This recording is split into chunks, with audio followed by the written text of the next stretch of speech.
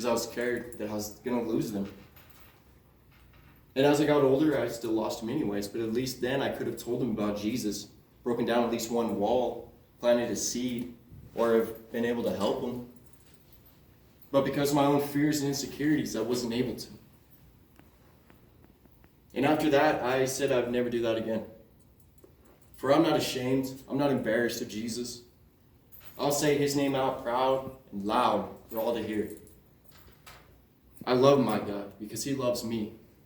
He died for me so that I could live for him, as everybody else who has accepted him into their heart. It's our job to get out there and tell people about him. It's our job to show people that there is a better way. Does that mean life is going to be easy? No, God even tells us that. Your life is going to be even harder sometimes being a Christian, but you have somebody to lean on, somebody that can take care of it. See, we're not of this world anymore. The world wants to cast us out. It wants us to feel like we need to become the world so that we can be accepted, but no. Because if you become the world, you're not accepted by God. If you're accepted by God, you'll not be accepted by the world. We have to choose. Just like last week when it talked about you cannot eat at the table of the devils and the table of the Lord. You have to make your choice and finish making that choice. And the one thing I would say to really put on you is, am I doing my job? And see, me for the longest time, I wasn't. I was the worst Christian you could have seen. I was terrible.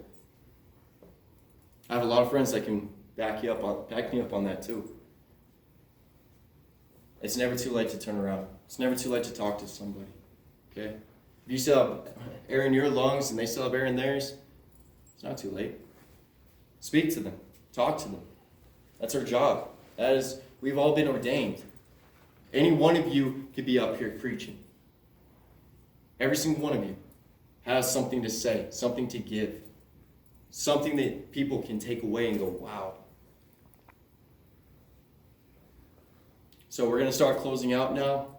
Before I close out, is there anybody who has heard this message today that's not a born again, that wants to become born again? Is there anybody that says, you know what? I want to turn my life around. If not, no problem. Is there anybody that wants prayer? See, when we pray for somebody, the reason why I ask you to do it in front of everybody is to, one, show that you're not ashamed. For two, so that everybody can come together and pray for that person, because that's how miracles happen. You want to see a miracle? That's the way to do it. Everybody wants these big miracles like Moses did, spreading the Red Sea.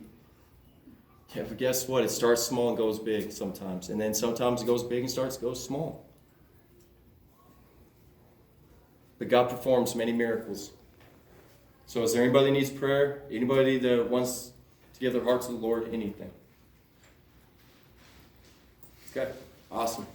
Well, we're going to close out with prayer. Baby, if you want to